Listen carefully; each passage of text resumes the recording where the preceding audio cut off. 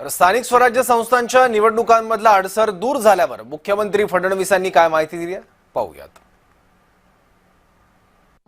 या निकालाचे दोन अन्वयार्थ आहे। पहिला अन्वयार्थ की मागच्या काळामध्ये सर्वोच्च न्यायालयाने आपल्याला जी डायरेक्टिव्ह दिली होती की जुन्या ओबीसी आरक्षणाप्रमाणेच या ठिकाणी निवडणुका घ्या, तीच डायरेक्शन आता कन्फर्म झालेली आहे। त्यामुळे आता सगळ्या जिल्ह्यांमध्ये ओबीसी आरक्षण हे पूर्णपणे त्या ठिकाणी या निवडणुकीत राहणार आहे।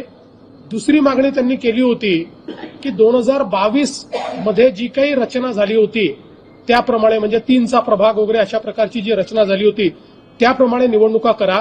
आपल्याला माहिती आहे की तो कायदाच आपण रद्द केला होता। त्यामुळे सर्वोच्च न्यायालयाने सांगितलंय की आता 2022 प्रमाणे नाही तर 2017 प्रमाणेच या ठिकाणी या निवडणुका होतील। त्यामुळे या दोन्ही बाबी राज्य शासनाच्या सर्वोच्च न्यायालयाने मान्य केल्या।